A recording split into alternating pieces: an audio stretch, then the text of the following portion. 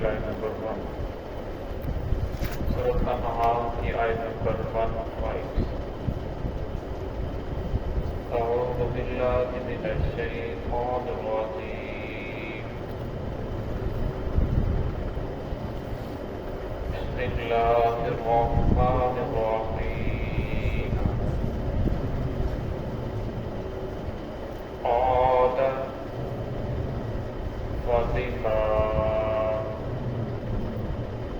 أغويتني لأقعدن لهم صراطك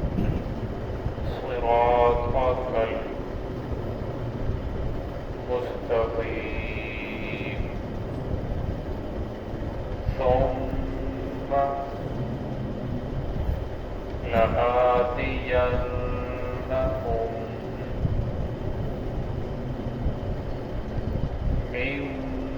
بين أيديهم ومن خلفهم وعن أيمانهم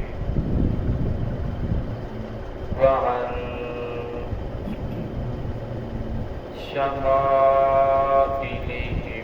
ولا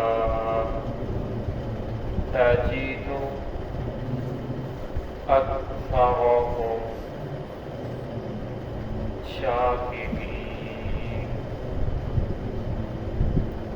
قال اخرج منها مذءوما مدحورا لمن تبعك منهم لأملأن جهنم منكم أجمعين. بسم الله الرحمن الرحيم قال فبما أغويتني لأقعدن لهم صراطك المستقيم ثم لآتينهم من بين أيديهم ومن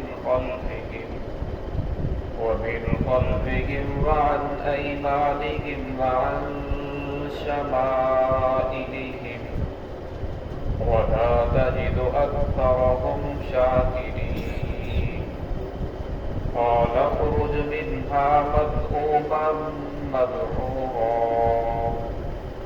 لمن تبعك منهم لأملأن جهنم منكم أجمعين.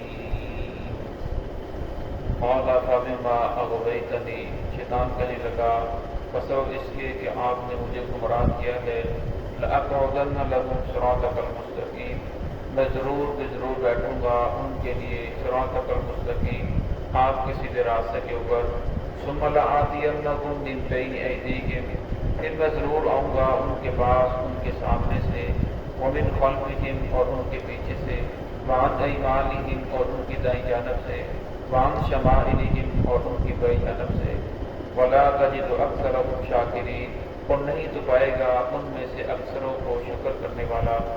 قال اخرج منها مذءوما مدحورا اللہ رب نے فرمایا نکل جا اس جنت سے مذءوما مدحورا تو ہے ذلیل کیا ہوا اور پھٹکارا ہوا.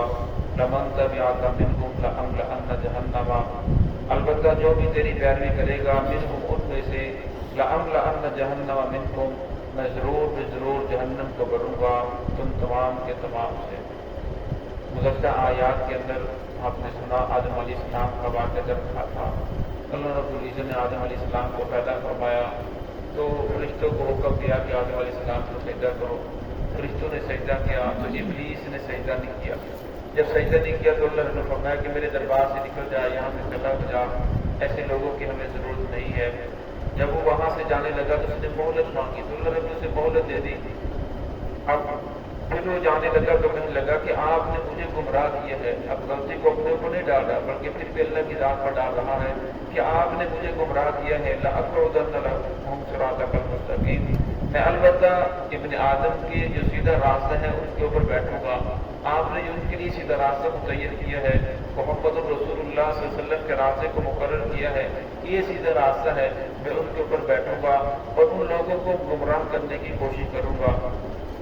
ثم لآتینہم، پھر وہ کہنے لگا کہ میں ان کے پاس آؤں گا، ان کی دائیں جانب سے، بائیں جانب سے، آگے سے، پیچھے سے، ہر طرح سے میں انہیں گمراہ کرنے کی کوشش کروں گا۔ آپ نہیں پائیں گے اکثروں کو شکر کرنے والے۔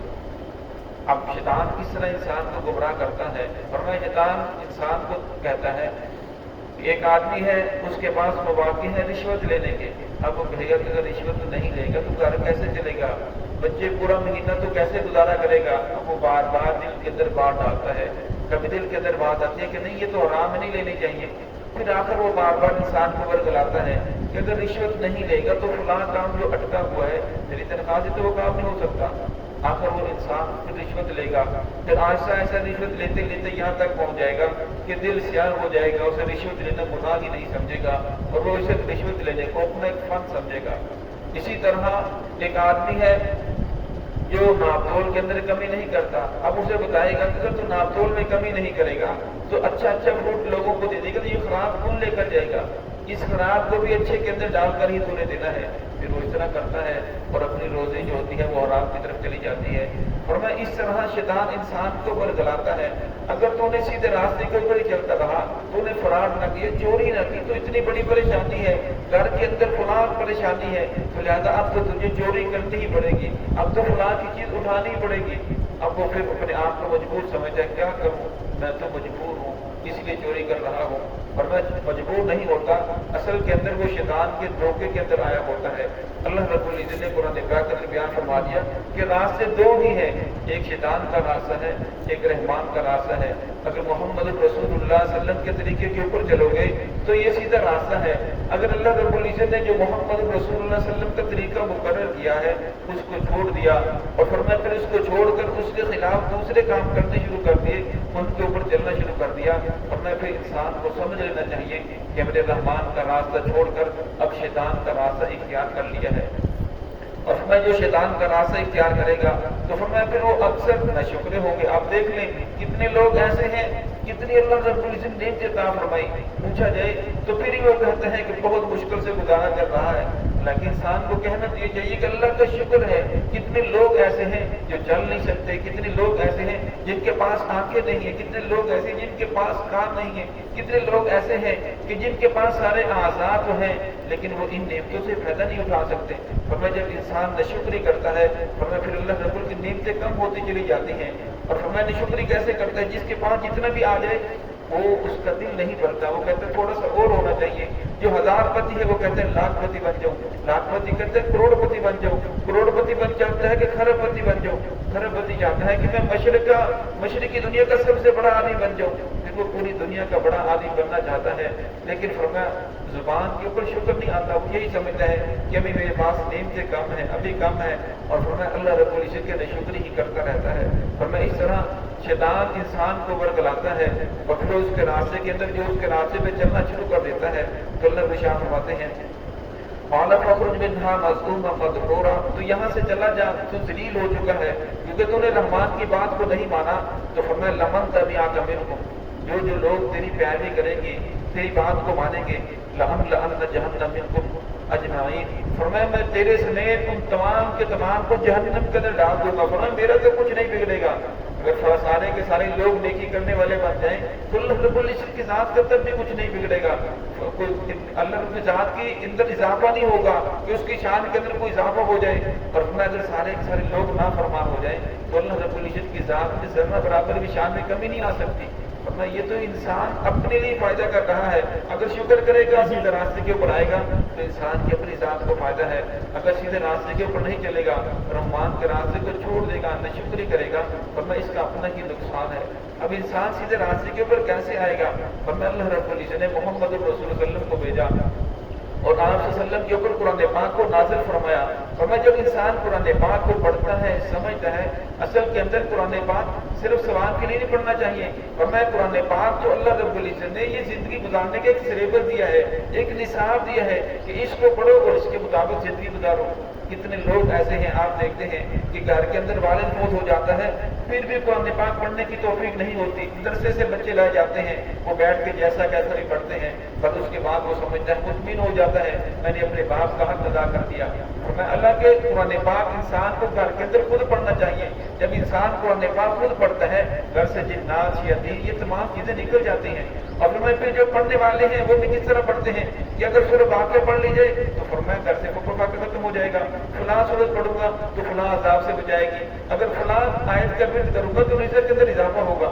फरमाया ये चीजें बिल्कुल बरहक है, ऐसे होगा। लेकिन फरमाया कुरान पाक का सिर्फ मकसद ये नहीं है कि कुरान पाक को इस मकसद के लिए पढ़ा जाए। फरमाया कुरान पाक ये तो ज़िम्मन चीजें आ रही हैं। फरमाया कुरान पाक का जो मकसद है वो है जिंदगी गुजारी जाए, इसके मुताबिक अमल किया जाए, कुरान पाक को पढ़ा जाए तो समझा जाए, अपने बच्चों को कुरान पाक की तालीम दी जाए। आज देख लें, दुनिया की हर जुबान तो हम सीख लेते हैं, लेकिन कुरान पाक की जो अरबी है वो हमें समझ नहीं आती, और कुरान पाक पढ़ते हैं तो फिर भूल जाता है। अब उसके मुताबिक अगर जिंदगी के अंदर कोई मसला पेश आ जाए तो हम कुरान पाक के में पता नहीं होता कि कुरान क्या कह रहा है और रहमान का फैसला क्या है और शैतान का तरीका क्या है। फिर हम देखते हैं दुनिया के अंदर क्या निजाम चल रहा है।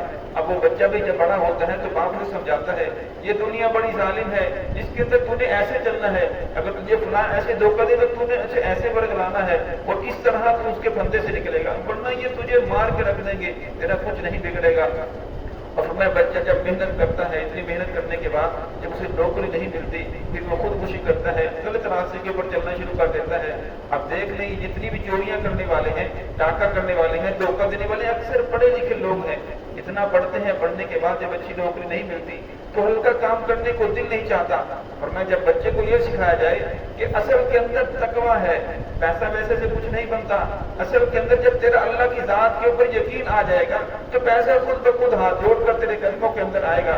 और मैं जब बच्चे को ईमान सिखाया जाए, अल्लाह की जात के ऊपर उसका यकीन आ जाए, तो फिर दुनिया की कोई ताकत उसे हिला नहीं सकती, दुनिया की कोई परेशानी उसका कुछ बिगाड़ नहीं सकती। क्यों? उसका अल्लाह की जात के ऊपर पुख्ता यकीन आ चुका होता है। और मैं जब अल्लाह की जात के ऊपर पुख्ता यकीन आ जाए, आपने बच्चों को दीन सिखा दिया, फिर उसके बाद फरमाया आप दुनिया से चले भी गए तो बच्चे कभी परेशान नहीं होंगे। इब्न उमर रज़ी अल्लाह तआला हजरत जिन्हें उम्र सानी कहा जाता है, वो पूरी आधी दुनिया के ऊपर उनकी हुकूमत थी। जब वो दुनिया से जाने लगे तो उनके 12 बेटे थे।